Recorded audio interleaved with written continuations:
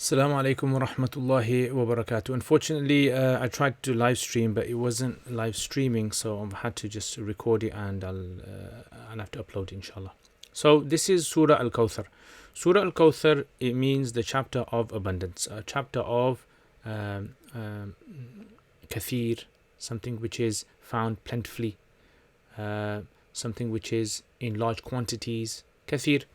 So Kawthar is actually a form of like emphatic. It's an emphatic word. It's a mubalagha. Right? It's a word that's used for kathra. So kathir means a lot. So Kawthar means lots and lots and lots and lots. So this chapter consists of 3 verses. It's the smallest chapter in the entire Quran. There's only a few verses here. Allah subhanahu wa ta'ala, He mentions in these verses a few words, but the words have a very deep meaning, right, as we're going to see. And that's something that we need to get used to when we're trying to understand the Arabic language. Arabic language or classical Arabic literature was not detailed. So they wouldn't detail the sentences like people do nowadays. They would write down sentences and words in pieces. And those pieces were so deep that you could actually see the rest of the sentence without them having to have explicitly said it, like an art piece of art, right? That the artist just draws it something or paints something, and you can see much more than he's just drawn. Or like a jigsaw puzzle, where a few pieces are there, and your mind automatically just fits in everything else.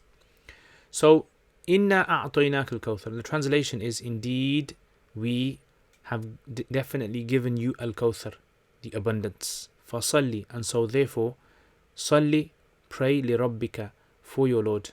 Wanhar, and slaughter. Inna shani'aka, indeed the one who irritates you, huwa al-abtar, is the one that is cut off. Now, this chapter requires a bit of understanding of the background the Prophet ﷺ was going through when these verses were being revealed. The Prophet ﷺ was trying to convey the message of Islam that Allah had sent to him. He was faced with people who were very violent against him, verbally violent, physically violent, and were doing lots of things to annoy him, to irritate him, to do bad to him. So the Prophet ﷺ, was going through these emotions, difficulties, hardships you can imagine, and at the same time, some of his followers were being persecuted. Some of his own people were being persecuted because of them standing up for his message. So you have this idea of the Prophet ﷺ in a time where financially he doesn't have much support. He doesn't have much support, right? I mean, if you think about the Battle of Badr, if there were 313 men in the Battle of Badr, in Mecca there must have been much less. So there were only a few number of people that were his supporters in them days, and they were the weak people as well of the days, right? They weren't strong people. They weren't like the people of the later years who had a lot of influence and a lot of strength and a lot of capabilities. And people of Mecca were strong in their faith. That's what they had. But when it came to physical strength, financial strength, they didn't really have that. So they were persecuted. So at the same time, you had those other people who were character assassinating the Prophet ﷺ, saying that he's one of those leaders who is a very influential person, but if he is destroyed, if he is killed, once he dies, all of his followers will just disappear, right? Will disperse. So Allah subhanahu wa ta'ala here says, Inna a'taynaka al-Kawthar. Indeed, we have given you al-Kawthar. We have given you the Kawthar. So a'taynaka al-Kawthar. I just want to point out a few linguistic points here. Many of you might appreciate this as well. Inna, it comes for when Allah speaks at the level of authority. Like when we hear that the government speaking to us, that we have sent you this letter, we have ordained this, we have passed this law, we have done this. So when the government speaks at a very high administrative level, you say this statement is from the authorities. So this is a very authoritarian statement. Inna, indeed we. And then the word inna is used for definitely. And you only use definitely when the person you're speaking to, you're convincing them. Prophet ﷺ, you can imagine, is going through difficulties. His followers, some of them are a bit shaky now. So Allah is convincing them, don't worry. Inna, indeed, we the mighty, the creator of the sun, the creator of the earth, the creator of the solar system, the galaxies, everything that is in existence. The creator Allah is saying, Inna a'tainaka.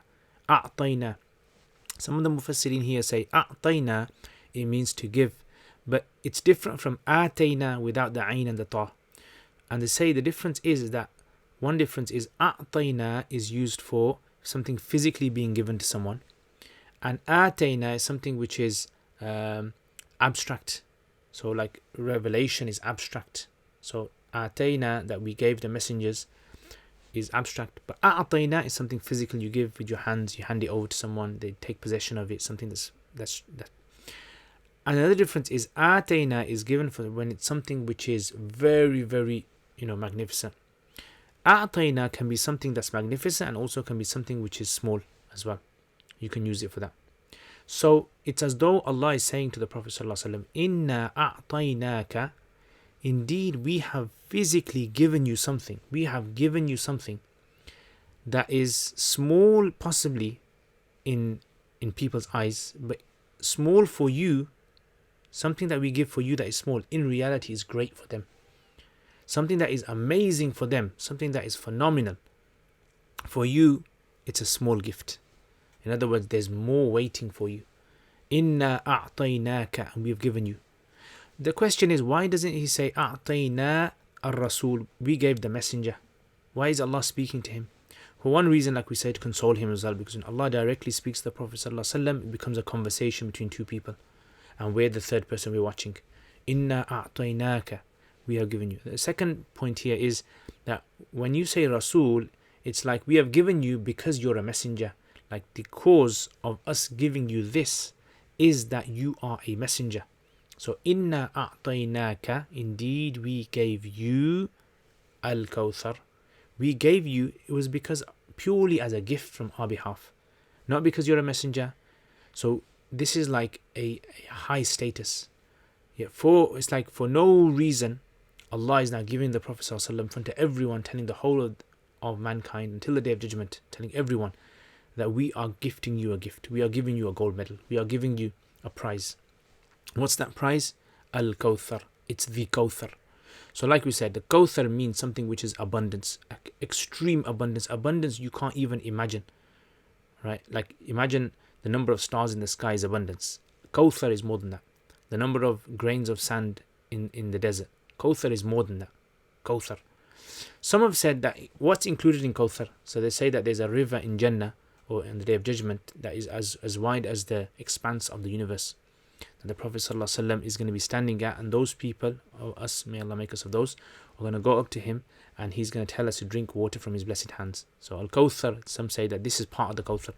Some say it's also part of the blessing the Prophet ﷺ received, the wahi, the revelation. Some say it also includes his intercession on the Day of Judgment is the Kawthar as well. Some say it's all the followers that he's going to have is the Kawthar.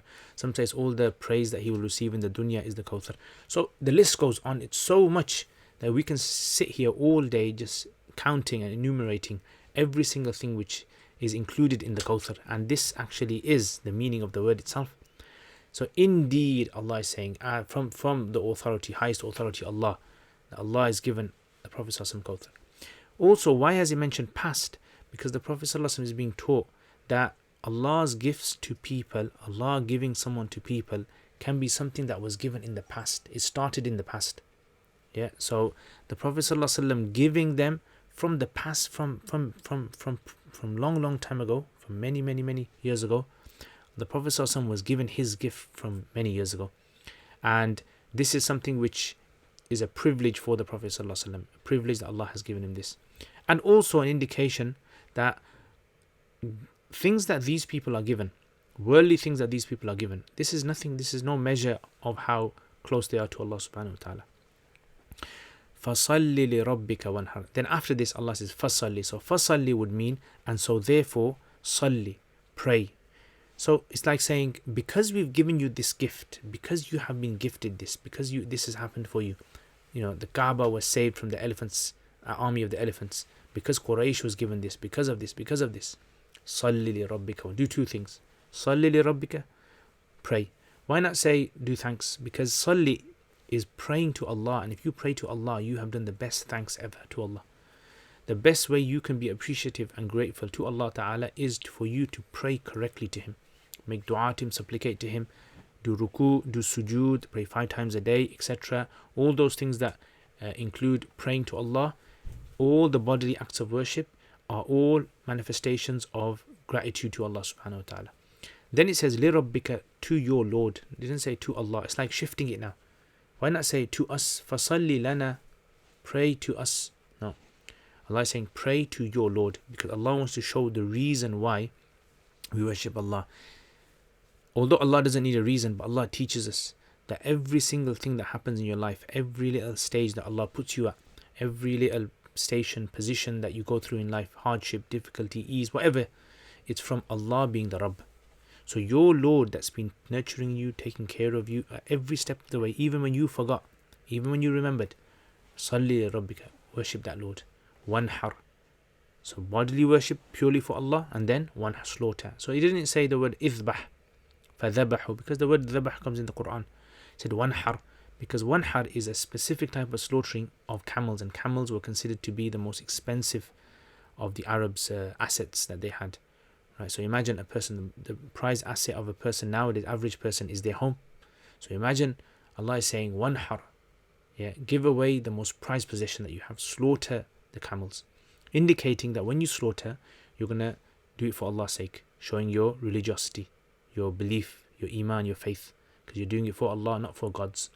And when you slaughter, the meat of the animal, you're going to distribute amongst the poor, amongst your relatives, amongst yourselves. So here it's helping the community as well. In other words, 2 things that you need to focus on. Don't listen to these people, carry on worshipping your Lord, focusing on gratitude, and also supporting and helping your community through your religion. Your religion needs to be the way through which you're spurred, you're motivated to help your community, your ummah. And then finally, Inna shani'aka huwal abtar. All those people, the shani'as in your life, every single person who is an irritator, who is a hater, who is someone that annoys you, that irritates you, that causes your blood to boil, is called a shani'. Inna shani'aka, you know, the ones that hate you, huwal abtar, those are the ones who will be cut off. Abtar literally means to be cut off, and an animal's tail, when they used to cut it off, like you see some Rottweilers, they cut the tail off. That is called an abtar. A tail is abtar, is cut off. All those people, their messages, their efforts, their challenges against you will all be cut off. Their lineage will be cut off.